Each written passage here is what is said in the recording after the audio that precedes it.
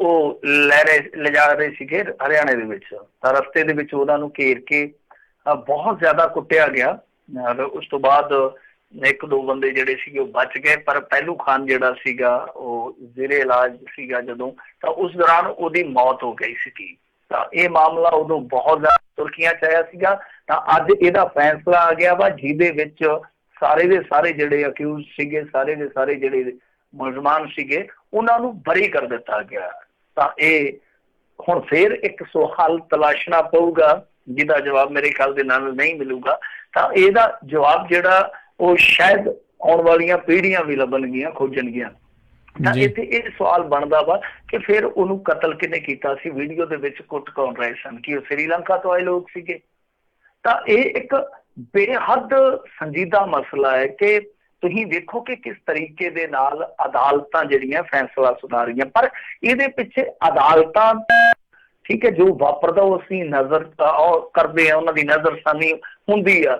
ਪਰ ਇੱਕ ਚੀਜ਼ ਭੁੱਲ ਜਾਂਦੇ ਹਾਂ, ਅਦਾਲਤਾਂ ਨੂੰ ਅਸੀਂ ਜ਼ਰੂਰ ਭੰਡਦੇ ਹਾਂ ਕਿ ਕੇਸ ਜਿਹੜਾ ਪੇਸ਼ ਕਰਨਾ ਹੁੰਦਾ ਉਹ ਕਿਹਨੇ ਕਰਨਾ ਹੁੰਦਾ, ਉਹ ਕਰਨਾ ਹੁੰਦਾ ਸਰਕਾਰ ਨੇ ਜਾਂ ਪੁਲਿਸ ਨੇ, ਜਿੱਥੇ ਜਾ ਕੇ ਸਾਰੀ ਬਿਮਾਰੀ ਪੈ ਜਾਂਦੀ ਆ। ਤਾਂ ਬਹਰਹਾਲ ਇਸ ਕੇਸ ਦੇ ਜਿਹੜੇ ਪਹਿਲੂ ਆ, ਪਹਿਲੂ ਖਾਨ ਵਾਲੇ, ਉਹ ਇਹੋ ਹੀ ਆ ਕਿ ਪਹਿਲਾਂ ਤੇ CBCID ਨੇ ਉਹ ਬੰਦੇ ਜਿਹੜੇ 6 ਨਾਮਜ਼ਦ ਕਰਾਏ ਸੀ ਪਹਿਲੂ ਖਾਨ ਨੇ, ਤਾਂ ਉਹ ਕੱਢ ਦਿੱਤੇ ਗਏ ਸੀ। ਯਾਨੀ ਕੇਸ ਦੀ ਹਿਸਟਰੀ ਇਹ ਸੀਗੀ ਕਿ 1 ਅਪ੍ਰੈਲ 2017 ਨੂੰ ਇਹ ਸਭ ਕੁਛ ਵਾਪਰਿਆ।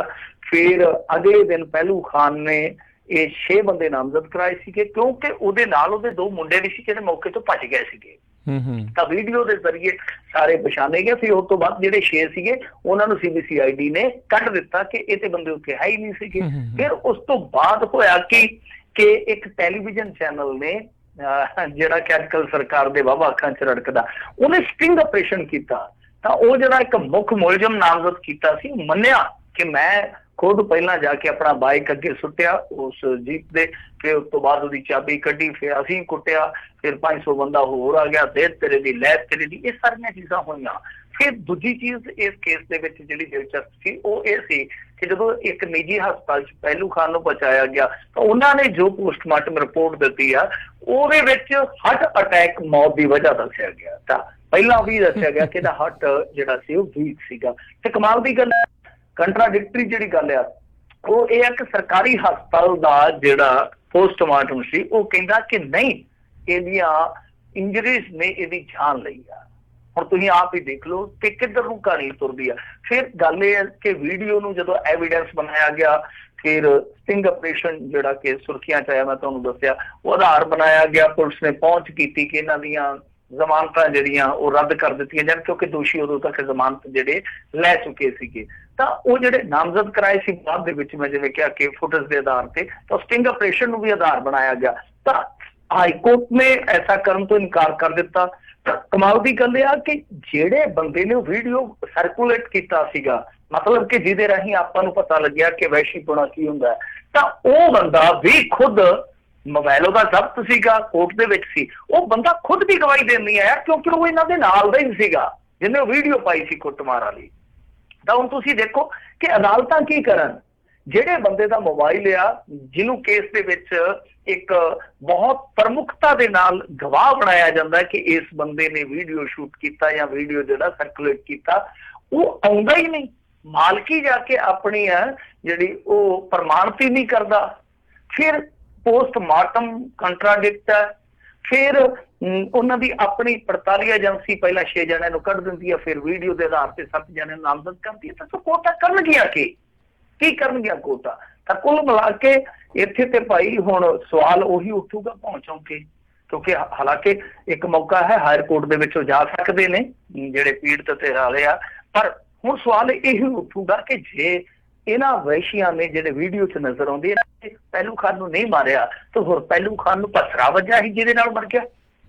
ਇਹ ਸਭ ਤੋਂ ਵੱਡਾ ਸਵਾਲ ਹੈ। ਜੋ ਮਰਜ਼ੀ ਆ ਇਹ ਦਾਸਤਾਨ ਜਿਹੜੀ ਉਹ, ਜਿਵੇਂ ਕਿਸੇ ਨੇ ਕਿਹਾ ਸੀ ਨਾ, ਅਭੀ ਤੁਮ ਦਿਲ पे बस लिख लो जरा ये दास्तां मेरी मिले फुर्सत तो कभी पढ़ कर देखना मेरी खता क्या थी। सो ये दास्तां एक सवाल बन के यही सवाल करती रहूगी, बोलती रहूगी कि मेरी खता की सी। जी जी बिल्कुल। ਅਗਲੀ ਜਿਹੜੀ ਮਿੰਟੂ ਜੀ ਆਪਾਂ ਗੱਲ ਕਰਦੇ ਹਾਂ, ਕਹਿੰਦੇ ਪਾਕਿਸਤਾਨ ਦੇ ਵਿੱਚ ਸ਼ੋਅ ਕਰਕੇ ਕਸੂਤਾ ਫਸ ਗਿਆ, ਮੀਕਾ ਸਿੰਘ ਕਰ ਦਿੱਤੀ ਉਸ ਦੇ ਉੱਤੇ ਵੱਡੀ ਕਾਰਵਾਈ। ਇਹ ਤਾਂ ਦੇਖੋ ਇੱਕ ਤਰ੍ਹਾਂ ਨਾਲ ਮੀਕੇ ਨੇ ਬਲਦੀ ਚ ਹੱਥ ਪਾ ਲਿਆ ਤੇ ਅੱਗੇ ਹੀ ਅੱਗ ਜਿਹੜੀ ਆ ਬੜੀ ਤਿੱਖੀ ਆ। ਹੁਣ ਫਿਰ ਇਹਨੇ ਬਚਣਾ ਕਿੱਥੋਂ ਸੀਗਾ, ਕਾਰਵਾਈ ਤੇ ਵੱਡੀ ਪੈਣੀ ਸੀਗੀ। ਤਾਂ ਖੈਰ ਟ੍ਰੋਲਸ ਨੇ ਅੱਡ ਦਖੂਦਾਣਾ ਦਿੱਤਾ ਮੀਕਾ ਸਿੰਘ ਨੂੰ, ਤੇ ਜਿਹੜੇ ਰਾਸ਼ਟਰਵਾਦੀ ਆ ਉਹ ਟੈਲੀਵਿਜ਼ਨ ਚੈਨਲਾਂ ਤੇ ਆ ਕੇ ਬੋਲ ਰਹੇ ਆ ਕਿ ਇਹਦਾ ਪਾਸਪੋਰਟ ਰੱਦ ਕਰ ਦਿਓ, ਇਹਦੀ ਨਾਗਰਿਕਤਾ ਰੱਦ ਕਰ ਦਿਓ, ਇਹਨੂੰ ਪਾਕਿਸਤਾਨ ਚ ਕੱਢ ਦਿਓ। ਮਤਲਬ ਕਿ ਇਹ ਜਿਹੜੀ ਇੱਕ ਅੰਬੈਸੀ ਖੁੱਲੀ ਹੈ ਤੁਹਾਨੂੰ ਪਤਾ, ਉਹਦੇ ਚ ਧੜਾ ਧੜ ਵੀਜ਼ੇ ਲੱਗ ਰਹੇ ਆ ਕਿ ਮੀਕਾ ਸਿੰਘ ਨੂੰ ਇੱਥੋਂ ਕੱਢ ਦਿਓ। ਤਾਂ ਗੱਲ ਕੀ ਸੀਗੀ ਕਿ ਮੀਕਾ ਸਿੰਘ ਨੇ ਇੱਕ ਦੱਸਿਆ ਕਿ ਵਿਆਹ ਦੇ ਵਿੱਚ ਪਰਫਾਰਮੈਂਸ ਕੀਤੀ ਸੀਗੀ। ਤਾਂ ਉਸ ਤੋਂ ਬਾਅਦ ਇਹ ਸਾਰਾ ਵਿਵਾਦ ਛਿੜਿਆ ਕਿਉਂਕਿ ਇੱਥੋਂ ਦੇ ਮੀਡੀਆ ਨੇ ਗੱਲ ਚੁੱਕੀ, ਕਹਿੰਦੇ ਕਿ ਉਸ ਸਮਾਗਮ ਦੇ ਵਿੱਚ ਦਾਊਦ ਇਬਰਾਹਿਮ ਦੇ ਵੀ ਰਿਸ਼ਤੇਦਾਰ ਆਏ ਹੋਏ ਸਨ। ਹੁਣ ਇੱਥੋਂ ਹੀ ਰੌਲਾ ਪੈ ਗਿਆ, ਰੱਪੜ ਪੈ ਗਿਆ। ਹਾਲ ਤੱਕ ਜੇ ਆਪਾਂ ਦੇਖੀਏ ਹੁਣ ਤੱਕ ਮੀਕਾ ਸਿੰਘ ਦਾ ਕੋਈ ਓਫੀਸ਼ੀਅਲੀ ਸਟੇਟਮੈਂਟ, ਕੋਈ ਬਿਆਨ ਨਹੀਂ ਆਇਆ, ਕੋਈ ਪ੍ਰਤੀਕਰਮ ਨਹੀਂ ਆਇਆ ਜਿਹਦੇ ਤੋਂ ਗੱਲਾਂ ਸਾਰੀਆਂ ਸਾਫ਼ ਹੋ ਸਕਣ। ਪਰ ਜੋ ਗੱਲਾਂ ਸਾਫ਼ ਨੇ ਜੇ ਅਸੀਂ ਉਹਨਾਂ ਨੂੰ ਥੋੜਾ ਜਿਹਾ ਚਿੱਥੀਏ ਤੇ ਇਹ ਹੁਣ ਦੇਖੋ ਕਲਾਕਾਰ ਦਾ ਕੀ ਆ ਕਿ ਕਾਂਟੈਕਟ ਹੋਏ ਹੁੰਦੇ ਆ। ਮਸਲਨ 6 ਮਹੀਨੇ ਪਹਿਲਾਂ, ਸਾਲ ਪਹਿਲਾਂ ਕਿਸੇ ਨੇ ਤੁਹਾਨੂੰ ਸੰਪਰਕ ਕੀਤਾ, ਰਾਬਤਾ ਕੀਤਾ ਕਿ ਹਾਂ ਭਾਈ ਮੈਂ ਫਲਾਣੀ ਥਾਂ ਤੇ ਤੇਰਾ ਸ਼ੋਅ ਕਰਵਾਉਣਾ। ਅਗਲੇ ਨੇ ਰੇਟ ਮੰਗਿਆ, ਉਹਦੇ ਸੈਕਟਰੀ ਨੇ ਮੰਗਿਆ ਹੋਊਗਾ, ਕਾਂਟਰੈਕਟ ਹੋ ਗਿਆ, ਠੀਕ ਆ। ਹੁਣ ਜਦੋਂ ਕਾਂਟਰੈਕਟ ਹੋ ਗਿਆ ਉਸ ਤੋਂ ਬਾਅਦ ਫਿਰ ਕੁਝ ਚੀਜ਼ਾਂ ਜਿਹੜੀਆਂ ਉਹ ਕਰਵਟ ਲੈਂਦੀਆਂ। ਮਸਲਨ ਤੁਹਾਡਾ ਦੋਹਾਂ ਮੁਲਕਾਂ ਦਾ ਕੋਈ ਸਾਖ, ਕੋਈ ਰਿਸ਼ਤਾ ਵਿਗੜਦਾ, ਕਸ਼ੀਦਗੀ ਫੈਲਦੀ ਹੈ, ਪਰ ਉਹ ਕਾਂਟਰੈਕਟ ਦੇ ਵਿੱਚ ਤੇ ਕਲਾਕਾਰ ਵੱਜਾ ਹੈ ਨਾ, ਉਹ ਤੇ ਘਾਟਾ ਨਹੀਂ ਖਾਊਗਾ, ਉਹਦਾ ਤਾਂ ਰੋਜੀ ਰੋਟੀ ਦਾ ਮਸਲਾ, ਉਹ ਤੇ ਹੁਣ ਜਾਊਗਾ। ਜਾਂ ਤੇ ਜਿਸ ਸਮੇਂ ਉਹ ਕਾਂਟਰੈਕਟ ਕਰ ਰਿਹਾ, ਜਿਸ ਸਮੇਂ ਤੁਸੀਂ ਉਹਨੂੰ ਤੋੜ ਰਹੇ ਹੋ ਉਧਰ ਨੂੰ, ਉਦੋਂ ਇਤਰਾਜ਼ ਕਰ ਦਿਓ ਕਿ ਪਾਕਿਸਤਾਨ ਦਾ ਵੀਜ਼ਾ ਤੇ ਲੱਗਣ ਹੀ ਨਹੀਂ ਦੇਣਾ ਅਸੀਂ, ਚਾਹੇ ਕੁਛ ਵੀ ਹੋ ਜਾਵੇ, ਪੱਕਾ ਹੀ ਕਰ ਦਿਓ। ਤਾਂ ਜਦੋਂ ਚਲੇ ਗਿਆ ਹੁਣ ਉੱਥੇ ਯਾਰ ਕੋਈ ਜਾ ਕੇ ਤੇ ਆਧਾਰ ਕਾਰਡ ਥੋੜੀ ਵੇਖੂਗਾ, ਰੇਖਦਾ ਬੰਦਾ ਪਾਸਪੋਰਟ ਥੋੜੀ ਵੇਖੂਗਾ ਕਿ ਤੂੰ ਕੌਣ ਆ, ਫਲਾਣਿਆ ਤੂੰ ਕੌਣ ਆ। ਕੋਈ ਗੌਣ ਪਾਣੀ ਕਰਨ ਆਇਆ ਗਵੰਤਰੀ ਤੇ ਤੁਹਾਡੇ ਤੋਂ ਪਹਿਲਾਂ ਆਡੀਅנס ਦੇ ਵਿੱਚ ਜਾ ਕੇ ਆਇਡੈਂਟੀ ਥੋੜੀ ਮੰਗੂਗਾ ਕਿ ਕੌਣ ਕੌਣ ਬੈਠੇ ਆਡੀਅנס ਦੇ ਵਿੱਚ। ਕਮਲੀਆਂ ਗੱਲਾਂ ਨੇ। ਔਰ ਤੁਸੀਂ ਕਹਿੰਦੇ ਕਿ ਦਾਊਦ ਦਾ ਇੱਥੋਂ ਦਾ ਸੀ, ਦਾਊਦ ਦੇ ਰਿਸ਼ਤੇਦਾਰ ਤੇ ਇੱਥੇ ਵੀ ਰਹਿੰਦੇ ਆ, ਬੰਬੇ ਦੇ ਵਿੱਚ ਰਹਿੰਦੇ ਆ, ਤੇ ਕੀ ਤਕਲੀਫ ਹੈ ਤੁਹਾਨੂੰ, ਕੀ ਤਕੱਲਫ? ਸਮਝ ਤੋਂ ਪਰੇ ਦੀ ਗੱਲ ਆ ਕਿ ਕਿਉਂ ਬਥਾਵੀ ਜੀ ਗੱਲ ਚੱਲਦੀ ਪਈ ਆ ਹੁਣ, ਕਿਉਂਕਿ ਜਿਹੜੇ ਹੈਗੇ ਆਲ ਇੰਡੀਆ ਸਿਨੇ ਹੈਗੇ ਆ, ਸਿਨੇ ਰਾਈਟਰ ਐਸੋਸੀਏਸ਼ਨ ਵਾਲੇ, ਉਹ ਵੀ ਕਹਿੰਦੇ ਆ, ਵਰਕਰਸ ਐਸੋਸੀਏਸ਼ਨ ਹੈ ਜਾਂ ਕੋਈ ਪਤਾ ਨਹੀਂ ਕੋਈ ਇਸ ਤਰ੍ਹਾਂ ਦੀ ਉਹਨਾਂ ਦੀ ਐਸੋਸੀਏਸ਼ਨ ਹੈ, ਤਾਂ ਉਹ ਕਹਿੰਦੇ ਆ ਕਿ ਇਹਨੂੰ ਕੰਮ ਨਹੀਂ ਦੇਣਾ, ਮਤਲਬ ਕਿ ਟੋਟਲੀ ਆਪਣੇ ਭਾਈਚਾਰੇ ਚੋਂ ਬਾਈਕਾਟ ਕਰਨਾ ਇਹਦਾ।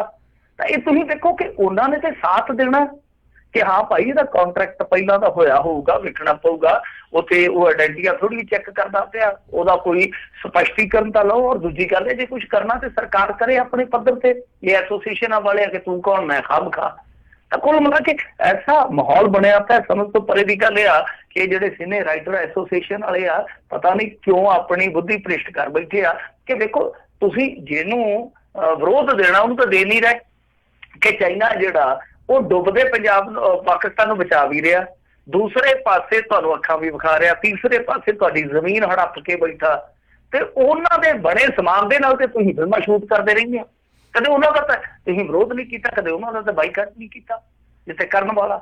ਸੋ ਕਹਿਣ ਦਾ ਭਾਵ ਹੈ ਕਿ ਬਿਲਕੁਲ ਮੈਂ ਕਹੂੰਗਾ ਕਿ ਇੰਡੀਆ ਦੇ ਵਿੱਚ ਬਿਲਕੁਲ ਵਾਹਿਆਤ ਇੱਕ ਲਹਿਰ ਚੱਲੀ ਹੋਈ ਆ, ਜਿਹਦੇ ਵਿੱਚ ਕਲਾਕਾਰ ਨੂੰ ਸੁਣ ਕੇ ਰੱਖ ਦਿਓ, ਜੇ ਕੋਈ ਉਧਰ ਗੱਲ ਕਰਦਾ ਬੁੱਧੀਜੀਵੀ ਉਹਨੂੰ ਧੱਕ ਕੇ ਰੱਖ ਦਿਓ, ਫਲਾਣਾ ਉਹਨੂੰ ਫੜਕਾ ਕੇ ਰੱਖ ਦਿਓ, ਤੇ ਬੁੱਧੀਜੀਵੀਆਂ ਦੇ ਕਤਲ ਵੀ ਹੋ ਗਏ ਆ।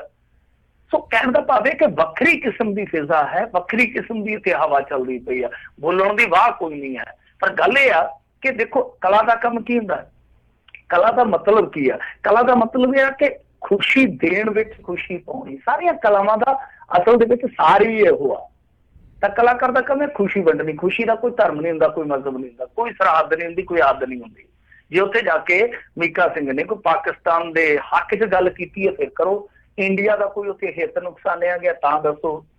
ਤਾਂ ਜੇ ਹੁਣ ਇੱਥੇ ਦੇਖੋ ਹਾਲ ਦੀ ਘੜੀ ਕੀ ਆ ਕਿ ਇਹਨਾਂ ਨੇ ਜਾ ਕੇ ਓਸ਼ੀਆਨਾ ਗਰੁੱਪ ਦੇ ਵਿੱਚ ਉੱਥੇ ਮੈਚ ਖੇਡਣਾ, ਟੈਨਿਸ ਦਾ ਏਸ਼ੀਆ ਓਸ਼ੀਆਨਾ ਗਰੁੱਪ ਦਾ ਚੱਲਦਾ ਹੁੰਦਾ, ਤਾਂ ਉੱਥੇ ਹਾਲੇ ਤੱਕ ਵੀ ਇਹਨਾਂ ਨੇ ਫੈਸਲਾ ਨਹੀਂ ਲਿਆ ਕਿ ਟੀਮ ਜਾ ਕੇ ਖੇਡੂਗੀ ਕਿ ਨਹੀਂ ਖੇਡੂਗੀ। ਸੰਸਾਰ ਕੱਪ ਦੇ ਵਿੱਚ ਭਾਰਤ ਤੇ ਪਾਕਿਸਤਾਨ ਦੇ ਖਿਡਾਰੀ ਖੇਡ ਸਕਦੇ ਆ ਤੇ ਇੱਕ ਉੱਥੇ ਜਾ ਆਇਆ ਮੀਕਾ। ਹਾਲਾਂਕਿ ਚਲੋ ਮੀਕੇ ਦੀ ਗਾਇਕੀ ਕਿਸੇ ਨੂੰ ਪਸੰਦ ਹੋਊਗੀ, ਕਿਸੇ ਨੂੰ ਮੇਰੇ ਵਾਂਗੂ ਨਹੀਂ ਪਸੰਦ ਹੋਊਗੀ। ਤਾਂ ਇਹ ਇੱਕ ਬਹੁਤ ਵੱਡਾ ਮੁੱਦਾ ਹੈ ਕਿ ਇਸ ਤਰ੍ਹਾਂ ਜੇ ਕੋਈ ਗਾਇਕ ਕਿਸੇ ਕੰਟਰੈਕਟ 'ਚ ਵੱਜ ਕੇ ਉੱਥੇ ਚਲਾ ਗਿਆ ਤਾਂ ਹੁਣ ਉਹਦੇ ਮਗਰ ਪੈ ਜਾਣਾ, ਉਹਨੂੰ ਬਹੁਤ ਗਾਲੀ ਗਲੋਚ ਕਰਨਾ ਔਰ ਇੱਥੋਂ ਤੱਕ ਕਹਿ ਦੇਣਾ ਕਿ ਇਹਦਾ ਪਾਸਪੋਰਟ ਰੱਦ ਕਰ ਦੇਣਾ, ਇਹ ਤੇ ਆਪਣੇ ਮੱਥੇ ਤੇ ਆਪ ਹੀ ਕਲੰਕ ਬਣਨ ਵਾਲੀ ਗੱਲ ਆ। ਜੀ ਜੀ ਬਿਲਕੁਲ।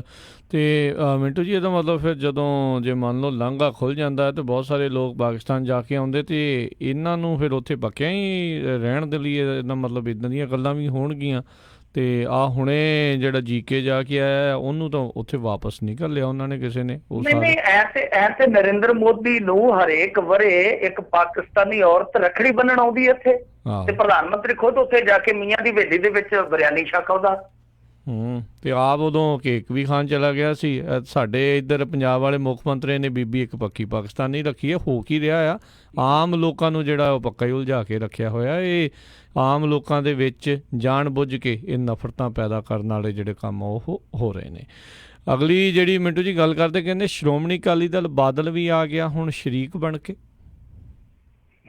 ਹੁਣ ਤੈਨੂੰ ਟੱਕਰਾਂਗੇ ਸਜਰੇ ਸ਼ਰੀਕ ਤੇਰੇ ਬਣ ਕੇ, ਫਿਰ ਉਹੀ ਗੱਲ ਹੋ ਗਈ ਆ। ਦੇਖੋ ਇਹਨਾਂ ਨੇ ਅੱਜ ਇੱਕ ਬਹੁਤ ਵੱਡਾ ਐਲਾਨ ਕੀਤਾ। ਇੱਕ ਐਲਾਨ ਆ, ਇੱਕ ਪ੍ਰੈਸ ਨੋਟ ਆ, ਪਰ ਜੇ ਤੁਸੀਂ ਉਹਦੀ ਡੂੰਘਾਈ ਵੇਖੋਗੇ, ਉਹਦੇ ਵਿੱਚ ਇੱਕ ਪੈਂਤੜੇਬਾਜ਼ੀ ਵੇਖੋਗੇ ਤੇ ਸਾਰੀਆਂ ਸਥਿਤੀਆਂ ਜਿਹੜੀਆਂ ਅੰਦਰਲੀਆਂ ਸਪਸ਼ਟ ਹੋ ਜਾਣਗੀਆਂ। ਨਾਲੇ ਇਹ ਵੀ ਸਪਸ਼ਟ ਹੋ ਜਾਊਗਾ ਕਿ ਜੋ ਪ੍ਰਧਾਨ ਆ ਅਕਾਲੀ ਦਲ ਬਾਦਲ ਦਾ ਸੁਖਬੀਰ ਸਿੰਘ, ਉਹ ਕਿਉਂ ਪੰਥਕ ਮੁੱਦੇ ਚੁੱਕ ਰਿਹਾ, ਲਗਾਤਾਰ ਐਸੇ ਮੁੱਦੇ ਕਿਉਂ ਛੇੜਦਾ ਪਿਆ ਜਿਹੜੇ ਕਿ ਕੇਂਦਰ ਸਰਕਾਰ ਵਾਸਤੇ ਬਿਪਤਾ ਦਾ ਸਬਬ ਹੋ ਸਕਦੇ ਆ। ਸੋ ਇਹਨਾਂ ਨੇ ਅੱਜ 23 ਵਿਧਾਨ ਸਭਾ ਹਲਕਿਆਂ ਵਿੱਚ ਭਰਤੀ ਮੁਹਿੰਮ ਨੂੰ ਸੁਚਾਰੂ ਢੰਗ ਨਾਲ ਚਲਾਉਣ ਲਈ ਵਿਸ਼ੇਸ਼ ਆਬਜ਼ਰਵਰ ਨਿਯੁਕਤ ਕਰ ਦਿੱਤੇ ਆ। ਹੁਣ ਇਹ ਤੇ ਹੋਈ ਸਧਾਰਨ ਗੱਲ, ਪਰ ਜਿਹੜੀ ਅੱਗੇ ਮੈਂ ਤੁਹਾਨੂੰ ਗੱਲ ਦੱਸੂਗਾ ਉਹ ਗੈਰ ਸਧਾਰਨ ਆ। ਹੁਣ ਗੈਰ ਸਧਾਰਨ ਕੀ ਆ ਕਿ ਇਹ ਜਿਹੜੇ 23 ਵਿਧਾਨ ਸਭਾ ਹਲਕੇ ਉਹ ਆ ਜਿਨ੍ਹਾਂ ਦੇ ਵਿੱਚ ਇਹਨਾਂ ਦੇ ਆਬਜ਼ਰਵਰ ਹੈ ਹੀ ਨਹੀਂ ਸੀ, ਭਾਵੇਂ ਕਿ ਜਿੱਥੋਂ ਭਾਜਪਾ ਚੋਣ ਲੜ ਰਹੀ ਸੀਗੀ। ਤਾਂ ਇਹਨਾਂ ਦੀ ਵੀ ਚੂੜੀ ਕੱਸਣ ਦੀ ਪੂਰੀ ਵਿਉਂਤ ਬਣਾ ਲਈ ਆ। 23 ਹਲਕੇ ਜਿਹਦੇ ਵਿੱਚ ਤੁਸੀਂ ਸਮਝ ਲਓ ਕਿ ਅਬੋਹਰ ਵੀ ਆ, ਫਿਰ ਇਸ ਤੋਂ ਇਲਾਵਾ ਫਿਰੋਜ਼ਪੁਰ ਸਿਟੀ ਆ, ਫਗਵਾੜਾ ਦਾ, ਯਾਨੀ ਜਿੱਥੇ ਜਿੱਥੇ ਭਾਜਪਾ ਮਜ਼ਬੂਤ ਆ, ਜਲੰਧਰ ਨਾਰਥ ਆ, ਲੁਧਿਆਣਾ ਨਾਰਥ ਆ, ਚਲੋ ਹੁਣ ਸਾਰੇ ਹਲਕੇ ਤੇ ਮੈਂ ਕੀ ਗਿਣਾਉਣੇ ਆ, ਦੀਨਾ ਨਗਰ ਆ, ਮਤਲਬ ਇਹਨਾਂ ਸਾਰਿਆਂ ਤੇ ਇਹਨਾਂ ਨੇ ਵੱਡੇ ਖਿਡਾਰੀ ਜਿਹੜੇ ਉਤਾਰ ਦਿੱਤੇ ਆ ਕਿ ਤੁਸੀਂ ਉੱਥੇ ਜਾ ਕੇ ਏਦਾਂ ਕਰੋ ਕਿ ਭਰਤੀ ਮੁਹਿੰਮ ਜਿਹੜੀ ਆ ਉਹ ਭਖਾ ਦਿਓ। ਤਾਂ ਹੁਣ ਸਿੱਧੇ ਤੌਰ ਤੇ ਤਾਂ ਮਤਲਬ ਇਹ ਆ ਕਿ ਜਿੱਦਾਂ ਉਹ ਦਾਅਵਾ ਠੋਕਦੇ ਪਏ ਸਨ ਕਿ ਅਸੀਂ 23 ਲੱਖ ਬੰਦਾ ਬਣਾ ਲਿਆ ਮੈਂਬਰ, ਫਿਰ ਕਹਿੰਦੇ ਨਹੀਂ ਭੁਲੇਖਾ ਪੈ ਗਿਆ, 14 ਲੱਖ ਤੇ ਗਾਇਬ ਹੀ ਹੋ ਗਏ 9।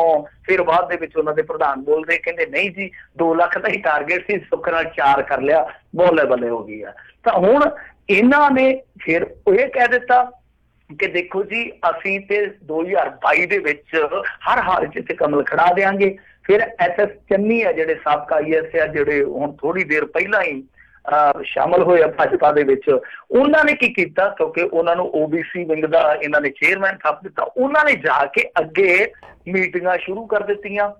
ਜਿਹੜੇ OBC ਆ, ਤੁਹਾਨੂੰ ਪਤਾ OBC ਦਾ ਵੋਟ ਬੈਂਕ ਕਿੱਡਾ ਵੱਡਾ। ਤਾਂ ਕਹਿਣ ਦਾ ਮਤਲਬ ਇਹ ਕਿ ਅਕਾਲੀਆਂ ਦਾ ਮੱਥਾ ਠਣਕ ਗਿਆ, ਇਹਨਾਂ ਨੂੰ ਪਤਾ ਲੱਗਿਆ ਕਿ ਹੁਣ ਚੁੱਪ ਕੀਤਿਆਂ ਗੱਲ ਨਹੀਂ ਬਣਨੀ, ਹੁਣ ਆਰ ਪਾਰ ਦੀ ਗੇਮ ਚੱਲੂਗੀ। ਤਾਂ ਜਿਹੜੇ ਇਹਨਾਂ ਦੇ ਹਲਕੇ ਛੱਡੇ ਹੋਏ ਸੀ ਇਹਨਾਂ ਨੇ, ਹੁਣ ਉਹ ਵੀ ਇਹਨਾਂ ਨੇ ਰੁੰਗ ਦੇਣੇ ਆ। ਕਹਿਣ ਦਾ ਭਾਵ ਇਹ ਆ ਕਿ ਲੰਬੀ ਦੇ ਵਿੱਚ ਤੁਸੀਂ ਵੇਖਿਆ ਹੋਣਾ ਕਿ ਇੱਕ ਆਡੀਓ ਵਾਇਰਲ ਹੋਈ ਜਿਹਦੇ ਵਿੱਚ ਇੱਕ ਵੱਡਾ ਅਕਾਲੀ ਆਗੂ ਭਾਜਪਾ ਵਾਲਿਆਂ ਨੂੰ ਚੇਤਾਉਂਦਾ ਨਜ਼ਰ ਆਉਂਦਾ, ਕਹਿੰਦਾ ਕਿ ਸਰਕਾਰ ਸਾਡੀ ਆ ਜਾਣੀ ਆ, ਮੁੜ ਕੇ ਤੁਹਾਡਾ ਕੁਛ ਨਹੀਂ ਵਟਿਆ ਜਾਣਾ। ਤਾਂ ਜੇ ਉਹ ਕਹਿੰਦੇ ਕਿ ਕੱਲ ਨੂੰ ਅਸੀਂ ਮੋਦੀ ਦੇ ਹਲਕੇ 'ਚ ਜਾ ਕੇ ਤੁਹਾਡੇ ਪੈਰਾਂ ਥੱਲੇ ਮਿੱਟੀ ਖਿਸਕਾਵਾਂਗੇ ਤੇ ਤੁਹਾਨੂੰ ਕਿਸ ਤਰ੍ਹਾਂ ਲੱਗੂਗਾ।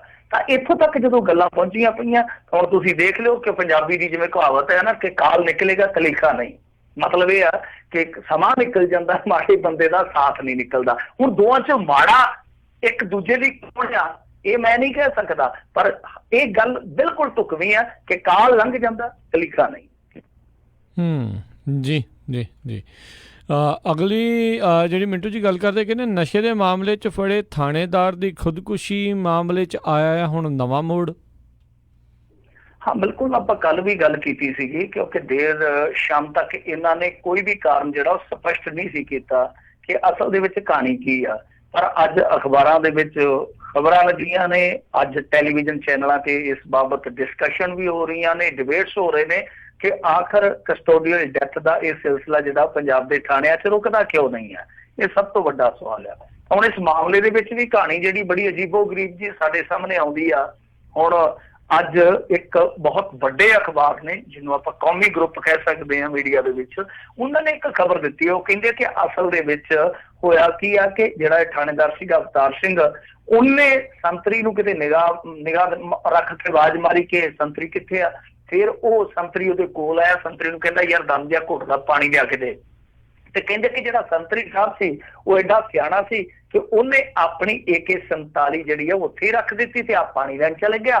ਉਹਨੇ ਕੀ ਕੀਤਾ ਕਿ AK-47 ਚੱਕ ਕੇ ਤੇ ਜਿਹੜੀ ਲੋਹੜੀ ਸੀਗੀ ਉਹ ਵਰਾ ਦਿੱਤੀ ਆਪਣੇ ਆਪ ਤੇ। 2 ਗੋਲੀਆਂ ਉਹਦੀ ਠੋਡੀ ਤੇ ਲੱਗੀਆਂ, 3-4 ਗੋਲੀਆਂ ਜਿਹੜੀਆਂ ਉਹ ਜੋ ਹਵਾਲਾਤ ਦੀਆਂ ਦੀਵਾਰਾਂ ਸੀ ਉਹਦੇ ਵਿੱਚ ਜਾ ਵੱਜੀਆਂ। ਤੇ ਚਲੋ ਚੱਕ ਲੋ ਹੋ ਗਈ। ਜਦੋਂ ਆ ਕੇ ਵੇਖਿਆ ਕਿ ਉਹ ਥਾਣੇਦਾਰ ਅਵਤਾਰ ਸਿੰਘ ਜਿਹੜਾ ਸੀ ਉਹ ਫੌਤ ਹੋਇਆ ਪਿਆ ਸੀ, ਮਰਿਆ ਪਿਆ ਸੀਗਾ।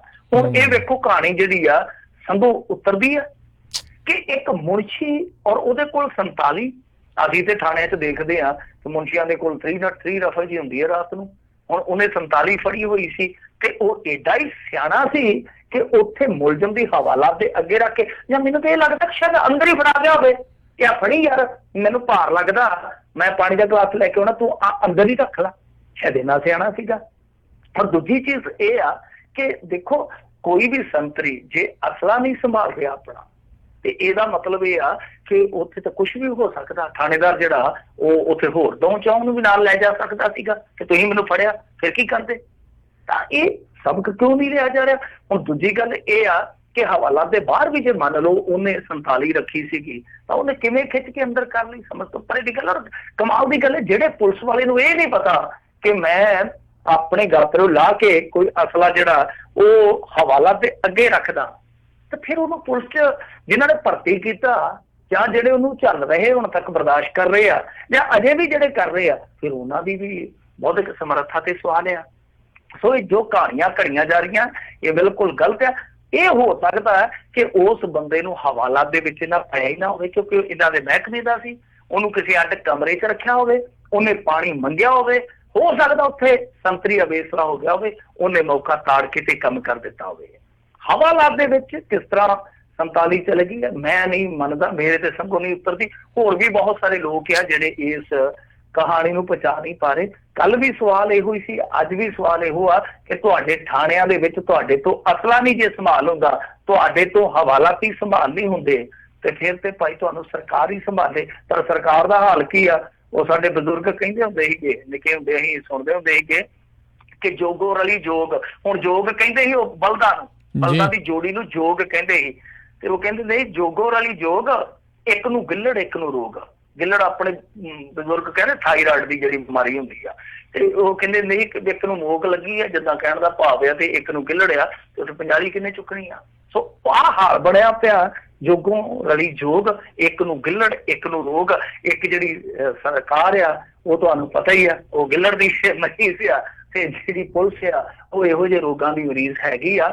ਅੱਜ ਟ੍ਰਿਬਿਊਨ ਚੰਕੜਾ ਵੀ ਛਪਿਆ, ਮੇਰੇ ਖਿਆਲ ਦੇ ਨਾਲ ਗੁਜ਼ਿਸ਼ਤਾ 2 ਸਾਲਾਂ ਦੇ ਵਿੱਚ 13 ਕਸਟੋਡੀਅਲ ਡੈਥ ਹੋਈਆਂ, ਤੇ ਜਿਨ੍ਹਾਂ ਦੇ ਵਿੱਚੋਂ 6 ਭੇਤ ਭਰੀਆਂ ਖੁਦਕੁਸ਼ੀਆਂ, ਜਿਨ੍ਹਾਂ ਦਾ ਭੇਤ ਹੀ ਕੋਈ ਨਹੀਂ, ਕਿਉਂਕਿ ਇਹ ਫਾਈਲਾਂ ਬੰਦ ਕਰ ਦਿੰਦੇ ਆ, ਲੈ ਦੇ ਕੇ ਘਰ ਵਾਲਿਆਂ ਦੇ ਨਾਲ ਰਾਜੀਨਾਮਾ ਕਰ ਲੈਂਦੇ। ਉਹ ਸਾਰੀਆਂ ਕਹਾਣੀਆਂ ਉੱਥੇ ਦੀ ਉੱਥੇ ਦਫਰ ਹੋ ਜਾਂਦੀਆਂ।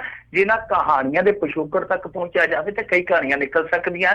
ਇਹ ਥਾਣੇਦਾਰ ਸੀ, ਥਾਣੇਦਾਰ ਦੇ ਨਾਲ ਨਾਲ ਤਸਕਰ ਸੀ, ਤਸਕਰੀ ਇਹ ਆਪ ਕਰਦਾ ਹੀ ਜਾਂ ਕਿਸੇ ਦੀ ਸ਼ਹਿ ਤੇ ਕਰਦਾ ਹੈਗਾ, ਇਹ ਸਵਾਲ ਬਹੁਤ ਵੱਡਾ ਸੀਗਾ। ਉਹ ਸਦਾ ਲਈ ਇਹਦੀ ਲਾਸ਼ ਦੇ ਨਾਲ ਹੀ ਸੜ ਗਿਆ ਚਿਹਰਾ ਦੇ ਵਿੱਚ। ਜੀ ਇਹ ਪਹਿਲੀ ਨਹੀਂ ਆ ਮਿੰਟੂ ਜੀ, ਇਸ ਤੋਂ ਪਹਿਲਾਂ ਵੀ ਕਈ ਜਿਹੜੇ ਸਵਾਲ ਆ ਇੱਦਾਂ ਦੀਆਂ ਕਈ ਲਾਸ਼ਾਂ ਦੇ ਨਾਲ ਹੀ ਸੜ ਗਏ। ਅਗਲੀ ਜਿਹੜੀ ਗੱਲ ਕਰਦੇ, ਕਹਿੰਦੇ ਲਾਂਘੇ ਦੇ ਕੰਮ ਦੇ ਵਿੱਚ ਪਾਕਿਸਤਾਨ ਦੇ ਵੱਲ ਲੱਗ ਗਈ ਬ੍ਰੇਕ। ਦੇਖੋ ਇਹ ਮਾੜੀ ਖਬਰ ਆ ਆਪਣੇ ਸਭ ਲਈ, ਦੇਖੀਏ ਤਾਂ ਪਾਕਿਸਤਾਨ ਵੱਲੋਂ ਕਹਿੰਦੀ ਆ ਕਿ ਜਿਹੜਾ ਕੰਮ ਚੱਲਦਾ ਸੀ ਉਧਰੋਂ ਚੰਗੀ ਖਬਰ ਨਹੀਂ ਆ, ਕਿਉਂਕਿ ਗੁਜ਼ਸ਼ਤਾ 3-4 ਦਿਨ ਤੋਂ ਉੱਥੇ ਕੰਮ ਨੂੰ ਬ੍ਰੇਕ ਲੱਗੀ ਆ। ਮਤਲਬ ਕਿ ਪੂਰਾ ਕੰਮ ਹੈ ਜਿਹੜਾ ਉਹ ਰੁਕਿਆ ਪਿਆ, ਕਿਉਂਕਿ ਉੱਥੇ ਟਰਮੀਨਲ ਬਣਦਾ ਪਿਆ, ਉਹਦੇ ਵਿੱਚ ਮਸ਼ੀਨਾਂ ਲੱਗੀਆਂ ਨੇ, ਹੈਵੀ ਮਸ਼ੀਨਰੀ ਕੰਮ ਕਰਦੀ ਆ। ਫਿਰ ਕਾਫੀ ਕਰਮਚਾਰੀ ਜਾਂ ਹੋਰ ਜਿਹੜੇ ਕਰਦੇ ਆ ਮਜ਼ਦੂਰੀ, ਉਹ ਸਾਰੇ ਉੱਥੇ ਕੰਮ ਕਰਨ ਵਾਲੇ ਜਿਹੜੇ ਆ ਉਹ ਉੱਥੇ ਨਹੀਂ ਹੈਗੇ, ਉਸ ਸਾਈਟ ਤੇ ਹੈ ਨਹੀਂ ਗੇ, ਮਤਲਬ ਕਿ ਸਾਈਟ ਤੇ ਕੰਮ ਠੱਪ ਪਿਆ ਵਾ, ਜਦ ਕਿ ਇੱਧਰ ਇੰਡੀਆ ਵੰਨੀ ਦਿਨ ਪਰ ਰਾਤ ਕੰਮ ਚੱਲਦਾ ਪਿਆ। ਤਾਂ ਇਹ ਕਦ ਤੋਂ ਵਾਪਰਦਾ ਪਿਆ, ਹਾਲੇ ਇਹ ਸਵਾਲ ਹੈ ਜਿਹੜਾ ਗੁੰਝਲਦਾਰ ਆ। ਪਰ ਮੇਰੇ ਖਿਆਲ ਦੇ ਨਾਲ ਇੱਕ ਅੱਧਾ ਦਿਨ ਵੇਟ ਕਰਨਾ ਪਊਗਾ, ਇੰਤਜ਼ਾਰ ਕਰਨਾ ਪਊਗਾ ਤਾਂ ਕਿ ਸਥਿਤੀ ਸਪਸ਼ਟ ਹੋ ਜਾਵੇ। ਕਿਉਂਕਿ ਦੇਖੋ ਅੱਜ ਉਹਨਾਂ ਦਾ ਆਜ਼ਾਦੀ ਦਿਹਾੜਾ ਸੀਗਾ ਤੇ ਕੱਲ ਨੂੰ ਇੰਡੀਆ ਦਾ ਆਜ਼ਾਦੀ ਦਿਹਾੜਾ ਵਾ, ਤਾਂ ਇਸ ਕਰਕੇ ਇੰਤਜ਼ਾਰ ਕਰਨਾ ਪਊਗਾ ਕਿ ਸ਼ਾਇਦ ਕੋਈ ਇਹੋ ਜਿਹੀ ਗੱਲ ਤੇ ਹੈ ਨਹੀਂ ਗੀ ਕਿ ਪਾਕਿਸਤਾਨ ਵੱਲ ਜੋ ਸਮਾਗਮ ਕਰਵਾਏ ਜਾ ਰਹੇ ਆ ਉਹਨਾਂ ਦੇ ਕਰਕੇ ਇਹ ਕੰਮ ਕਰ ਰੋਕਿਆ ਗਿਆ ਹੋਵੇ, ਜਾਂ ਫਿਰ ਪਾਕਿਸਤਾਨ ਦੀ ਕੋਈ ਹੋਰ ਹਿਕਮਤ ਅਮਲੀ ਹੈ, ਕੋਈ ਹੋਰ ਰਣਨੀਤੀ ਆ, ਇਹ ਸਾਨੂੰ ਸਮਝਣਾ ਪਊਗਾ। ਤਾਂ ਖੈਰ ਇਸ ਵੇਲੇ ਦੀ ਇੱਕ ਵੱਡੀ ਖਬਰ ਆ ਕਿ ਉਧਰਲੇ ਪਾਸੇ ਦੱਸਦੇ ਕਿ 3-4 ਦਿਨ ਤੋਂ ਕੋਈ ਹਿਲਜੁਲ ਨਹੀਂ ਹੋਈ, ਜਦ ਕਿ ਇੱਧਰ ਦਿਨ ਪਰ ਰਾਤ ਕੰਮ ਚੱਲਦਾ ਪਿਆ। ਬਾਕੀ ਕੁਝ ਵੀ ਹੋ ਸਕਦਾ, ਮੌਸਮ ਤੁਹਾਨੂੰ ਪਤਾ ਹੀ ਆ ਜਿਸ ਤਰ੍ਹਾਂ ਦਾ ਕਸ਼ੀਦਗੀ ਵਾਲਾ ਹੈਗਾ, ਇੱਕ ਦੂਜੇ ਦੇ ਗੱਲ ਜਿਸ ਤਰ੍ਹਾਂ ਦੀਆਂ ਅੱਖਾਂ ਕੱਢੀਆਂ ਜਾ ਰਹੀਆਂ। ਖਾਨ ਸਾਹਿਬ ਤੇ ਕਹਿੰਦੇ ਕਿ ਜੰਗ ਲਈ ਅਸੀਂ ਤਿਆਰ ਆ, ਉਹਨਾਂ ਨੇ ਤੇ ਜਿਹੜਾ ਆਪਣਾ ਕੌਮੀ ਆਜ਼ਾਦੀ ਦਿਹਾੜਾ ਉਹ ਤੇ ਮਨਾਇਆ ਵੀ ਮਕਬੂਜ਼ਾ ਕਸ਼ਮੀਰ ਦੇ ਵਿੱਚ ਆ।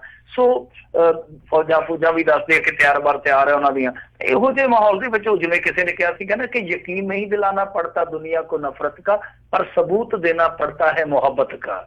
ਤਾਂ ਨਫ਼ਰਤ ਲਈ ਕੋਈ ਸਬੂਤ ਦੀ ਜ਼ਰੂਰਤ ਨਹੀਂ ਹੁੰਦੀ। ਮੀਕਾ ਸਿੰਘ, ਖਾਨ ਸਾਹਿਬ, ਇਹਨਾਂ ਦੇ ਬਿਆਨਾਂ, ਇਹਨਾਂ ਦੇ ਐਪੀਸੋਡਾਂ ਤੋਂ ਪਤਾ ਲੱਗ ਜਾਂਦਾ ਕਿ ਕਿਹੋ ਜਿਹਾ ਮਾਹੌਲ ਆ। ਜੀ ਜੀ ਜੀ। ਅਗਲੀ ਜਿਹੜੀ ਆਪਾਂ ਗੱਲ ਕਰਦੇ, ਕਹਿੰਦੇ ਰਾਮ ਰਹੀਮ ਦੇ ਚਹੇਤਿਆਂ ਨੇ ਡਾਕ ਵਿਭਾਗ ਨੂੰ ਸੁੱਕਣੇ ਪਾਤਾ 11 ਦਿਨਾਂ 'ਚ 8000 ਚਿੱਠੀਆਂ। ਨਹੀਂ, ਉਹਨਾਂ ਨੇ ਹੰਸ ਨੂੰ ਦੱਸਿਆ, ਹੰਸਰਾਜ ਨੂੰ ਦੱਸਿਆ ਕਿ ਤੁਸੀਂ ਆਂਦੇ ਨਾ ਕਿ ਚਿੱਠੀਆਂ ਪਾਉਣੀਆਂ ਭੁੱਲ ਗਏ ਜਦੋਂ ਦਾ ਟੈਲੀਫੋਨ ਲੱਗਿਆ, ਤੇ ਆ ਚੱਕੋ ਹੁਣ ਸੰਭਾਲੋ। ਖੈਰ ਇਹ ਚਿੱਠੀਆਂ ਜਿਹੜੀਆਂ ਨੇ ਉਹ ਪਿਛਲੀ ਦਫਾ ਵੀ ਬੜੀ ਵੱਡੀ ਤਾਦਾਦ ਦੇ ਵਿੱਚ ਉੱਥੇ ਪਹੁੰਚੀਆਂ ਸਨ, ਆਮਦ ਹੋਈਆਂ ਸੀ। ਤਾਂ ਮੇਰੇ ਖਿਆਲ ਦੇ ਨਾਲ 1 ਟਨ ਦੇ ਕਰੀਬ ਉਦੋਂ ਚਿੱਠੀਆਂ ਤੇ ਰੱਖੜੀਆਂ ਪਹੁੰਚੀਆਂ ਸੀ ਪਿਛਲੀ ਦਫਾ। ਤਾਂ ਇਹਦਾ ਕਾਰਨ ਇੱਕ ਇਹ ਆ ਕਿ ਇਹਦਾ ਜਨਮ ਦਿਨ ਵੀ ਮੇਰੇ ਖਿਆਲ ਦੇ ਨਾਲ 15 ਅਗਸਤ ਦਾ ਹੀ ਆ। ਤੇ ਉਹ ਵੈਸੇ ਬਰਥਡੇ ਸਰਟੀਫਿਕੇਟ ਦੇ ਵਿੱਚ ਉਹ ਵੀ ਰੌਲਾ ਇੱਕ ਵਾਰੀ ਪਿਆ ਸੀਗਾ, ਉਹ ਵੀ ਵੱਖੋ ਵੱਖ ਹੈ। ਖੈਰ ਪਤਾ ਨਹੀਂ, ਕਿਉਂਕਿ ਜਨਮ ਤਰੀਕਾ ਤੇ ਭਾਈ ਸਾਡੇ ਵਰਗੇ ਲਈ ਵੀ 2-2 ਆ, ਮਾਪੇ ਕਈ ਹੋਰ ਲਿਖਾ ਦਿੰਦੇ ਸੀ, ਹੁੰਦੀ ਕੋਈ ਹੋਰ ਸੀ। ਖੈਰ ਚਲੋ ਉਹ ਤੇ ਵੱਖਰਾ ਵਿਸ਼ਾ। ਤਾਂ ਇਸ ਵਾਰੀ ਵੀ ਦੱਸਦੇ ਆ ਕਿ ਉੱਥੇ ਚਿੱਠੀਆਂ ਜਿਹੜੀਆਂ ਉਹ ਧੜ ਵਰਦੀਆਂ ਪਈਆਂ ਨੇ। ਤਾਂ ਇਹਨਾਂ ਚਿੱਠੀਆਂ ਦੀ ਇੰਨੀ ਜ਼ਿਆਦਾ ਗਿਣਤੀ ਆ ਕਿ 2 ਬੋਰਿਆਂ 'ਚ ਭਰ ਕੇ ਲਗਾਤਾਰ ਜਿਹੜੀ ਡਾਕ ਉੱਥੇ ਪਹੁੰਚਦੀ ਆ। ਫਿਰ ਉਸ ਕੰਮ ਵਾਸਤੇ ਜਿਨ੍ਹਾਂ ਨੇ ਉਹ ਚਿੱਠੀਆਂ ਅੱਗੇ ਭੇਜਣੀਆਂ ਹੁੰਦੀਆਂ, ਉਹ ਉਸ ਕੰਮ ਤੇ ਲੱਗੇ ਹੋਏ 2 ਪੱਕੇ ਹੀ ਮੁਲਾਜ਼ਮ। ਕਹਿੰਦੇ ਆ ਕਿ ਬੈਰਕ ਬੁਰਕ ਦਾ ਕੋਈ ਸੌ ਪਤਾ ਨਹੀਂ ਲਿਖਿਆ ਹੁੰਦਾ ਚਿੱਠੀਆਂ ਤੇ, ਸਿੱਧਾ ਸਪਸ਼ਟ ਇੱਕੋ ਹੀ ਲਿਖਿਆ ਹੁੰਦਾ ਪਤਾ, ਸੰਤ ਡਾਕਟਰ ਰਾਮ ਰਹੀਮ ਸਿੰਘ ਇਨਸਾਨ। ਮਤਲਬ ਕਿ ਤੁਸੀਂ ਆਪ ਹੀ ਲਾ ਲਓ, ਚਿੱਠੀ ਦੇ ਵਿੱਚ ਹੋਰ ਐਡਰੈਸ ਤੇ ਲਿਖਣ ਲਈ ਬਚਿਆ ਕੀ, ਥਾਂ ਹੀ ਨਹੀਂ ਬਚਦੀ ਹੋਣੀ।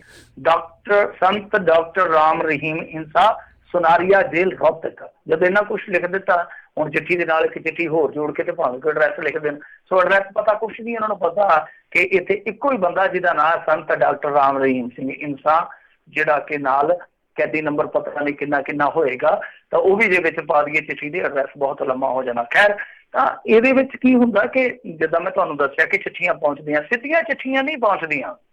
ਜੇ ਕੋਈ ਚਿੱਠੀ ਪਾ ਕੇ ਆਖੇ ਕਿ ਆਹ ਚਿੱਠੀ ਜਿਹੜੀ ਆ ਉਹ ਬਿਲਕੁਲ ਉੱਥੇ ਬੈਰਕ ਦੀ ਦਹਲੀਜ਼ ਦੇ ਵਿੱਚ ਚਲੇ ਜਾਣੀ, ਏਦਾਂ ਨਹੀਂ ਹੁੰਦਾ। ਇਹਨਾਂ ਚਿੱਠੀਆਂ ਨੂੰ ਸਕੈਨ ਕੀਤਾ ਜਾਂਦਾ ਪਹਿਲਾਂ ਜੇਲ੍ਹ ਪ੍ਰਬੰਧਨ ਵੱਲੋਂ, ਤਾਂ ਇਹ ਚਿੱਠੀਆਂ ਸਕੈਨ ਹੋ ਕੇ ਅੱਗੇ ਜਾਂਦੀਆਂ ਨੇ।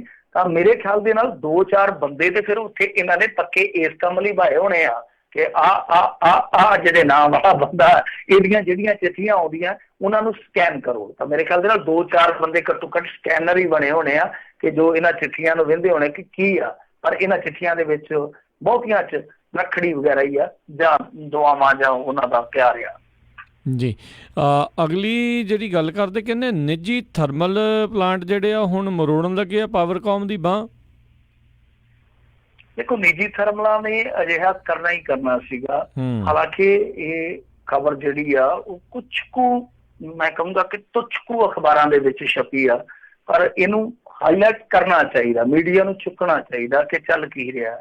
ਤਾਂ ਇਹਦੇ ਵਿੱਚ ਕੀ ਆ ਕਿ ਹੁਣ ਦੇਖੋ ਇਹਨਾਂ ਨੇ ਕੀਤਾ ਕੀ ਆ, ਨਿੱਜੀ ਥਰਮਲ ਪਲਾਂਟਾਂ ਵਾਲਿਆਂ ਨੇ, ਕਿ ਇਹ ਚਲੇ ਗਏ ਸੁਪਰੀਮ ਕੋਰਟ 'ਚ। ਸੁਪਰੀਮ ਕੋਰਟ ਨੇ ਪ੍ਰਾਈਵੇਟ ਥਰਮਲ ਪਲਾਂਟਾਂ ਦੇ ਹੱਕ 'ਚ ਫੈਸਲਾ ਦਿੱਤਾ। ਉਹਨਾਂ ਆਖਿਆ ਕਿ ਪੰਜਾਬ ਰਾਜ ਬਿਜਲੀ ਨਿਗਮ ਲਿਮਟਿਡ ਪਾਵਰਕਾਮ ਹੈ ਜਿਹੜਾ, ਉਹ ਤੁਰੰਤ ਇਹਨਾਂ ਨੂੰ 2800 ਕਰੋੜ ਰੁਪਈਆ ਹਰਜਾਨੇ ਵਜੋਂ ਦੇਵੇ। ਸੋ ਇਹ ਤੁਸੀਂ ਦੇਖ ਲਓ ਹੁਣ ਕਿ 2,800 ਕਰੋੜ ਰੁਪਈਆ ਤੁਰੰਤ ਉਸ ਸਟੇਟ ਨੂੰ ਦੇਣਾ ਪੈਣਾ ਜਿਹੜਾ ਗਾਣਾ ਗਾਉਂਦਾ ਤੇਰੇ ਯਾਰ ਨੂੰ ਤਾਂ ਹੋ ਗਿਆ ਨੰਗ ਪੁਣੇ ਦਾ ਬੁਖਾਰ। ਤਾਂ ਇਹ ਜਿਹੜੇ ਨੰਗ ਪੁਣੇ ਦੇ ਬੁਖਾਰ ਵਾਲੇ ਆ, ਇਹਨਾਂ ਨੂੰ ਹੋਰ ਤਾਪ ਚੜ ਜਾਣਾ 2,800 ਕਰੋੜ ਰੁਪਈਆ ਜਿਹੜਾ ਉਹਨਾਂ ਨੂੰ ਦੇਣਾ। ਪਰ ਹੱਥੀ ਕਰੀਆਂ ਕਰਤੂਤਾਂ ਦੇ ਡੰਨ ਭਰਦੇ ਆ ਸੱਜਣਾ। ਗੱਲ ਤੇ ਉਹ ਆ ਕਿ ਇਹਨਾਂ ਨੇ ਜੋ ਕੀਤਾ ਉਹਦੇ ਡੰਨ ਹੀ ਭਰਦੇ ਪਏ ਆ। ਕਿਉਂ? ਇਹਦਾ ਕਾਰਨ ਇਹ ਆ ਕਿ ਦੇਖ ਲਓ ਤੁਹਾਡੇ ਸਾਹਮਣੇ ਬਠਿੰਡਾ ਥਰਮਲ ਪਲਾਂਟ ਚੱਲਦਾ ਇਹਨਾਂ ਨੇ ਬੰਦ ਕੀਤਾ, ਚੱਲਦਾ ਐਨ ਚੰਗੀ ਹਾਲਤ ਦੇ ਵਿੱਚ ਸੀਗਾ। 7-8 ਸਾਲ ਤੱਕ ਉਹਨੂੰ ਮੁਰੰਮਤ ਦੀ ਕੋਈ ਜ਼ਰੂਰਤ ਨਹੀਂ ਸੀ, ਕਿਉਂਕਿ ਉਹਦੀ ਮੁਰੰਮਤ ਤੇ ਆਲਰੇਡੀ 2,000-2,500 ਕਰੋੜ ਰੁਪਈਆ ਜਿਹੜਾ ਉਹ ਖਰਚ ਹੋ ਚੁੱਕਾ ਸੀਗਾ। ਸੋ ਉਹਨੇ ਚਕਾਸ ਰੂਪ ਦੇ ਵਿੱਚ ਚੱਲਣਾ ਸੀਗਾ, ਪਰ ਇਹਨਾਂ ਦੀਆਂ ਨੀਤੀਆਂ ਦਾ ਬੇੜਾ ਗਰਕ ਹੋ ਗਿਆ। ਤਾਂ ਖੈਰ ਇਹਨਾਂ ਨੇ ਸਮਝੌਤੇ ਕੀਤੇ ਸੀ ਅਕਾਲੀਆਂ ਨੇ ਨਿੱਜੀ ਥਰਮਲ ਪਲਾਂਟਾਂ ਦੇ ਨਾਲ, ਔਰ ਸਮਝੌਤੇ ਇਸ ਤਰ੍ਹਾਂ ਦੇ ਆ ਕਿ ਤੁਸੀਂ ਬਿਜਲੀ ਬਾਲੋ ਜਾਂ ਨਾ ਬਾਲੋ, ਉਹਨਾਂ ਦਾ ਮੀਟਰ ਘੁੱਕੀ ਜਾਣਾ।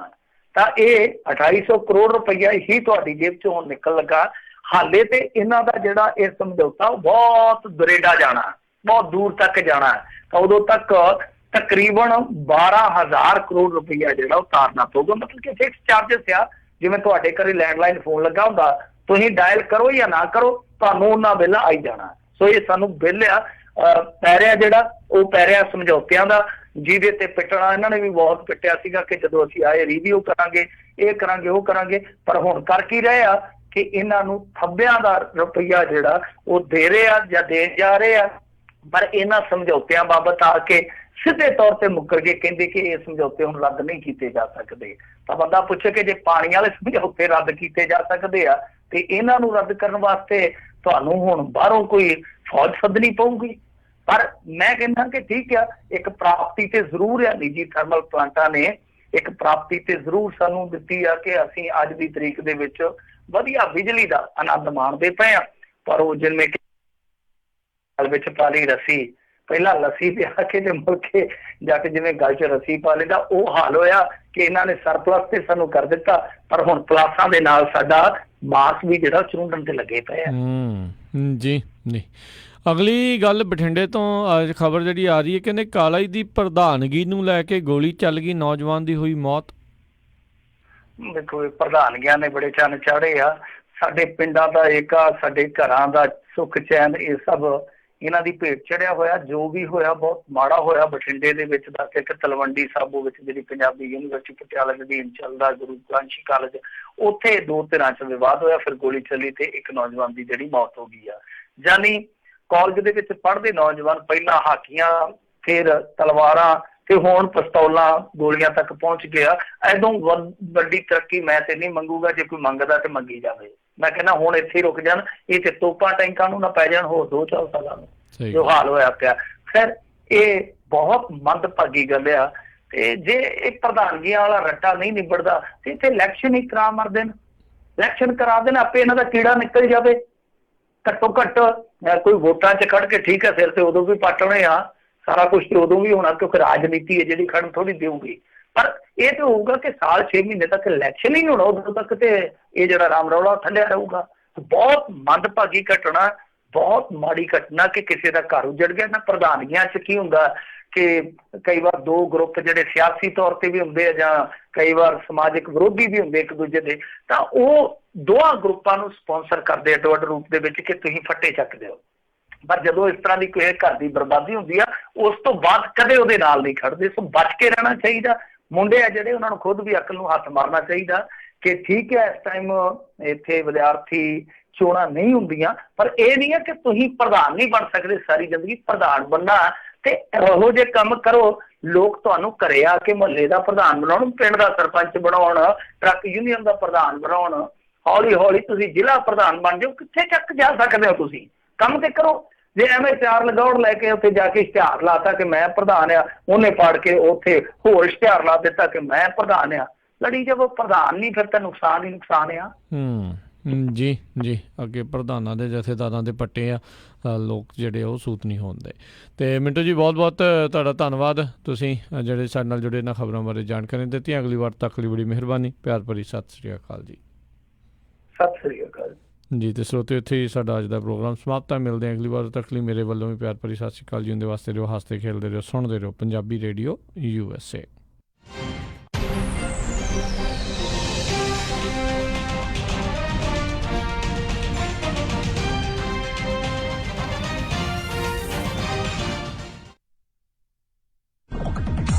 ਤੁਸੀਂ ਸੁਣਦੇ ਪਏ ਹੋ Punjabi radio USA Punjabi radio USA।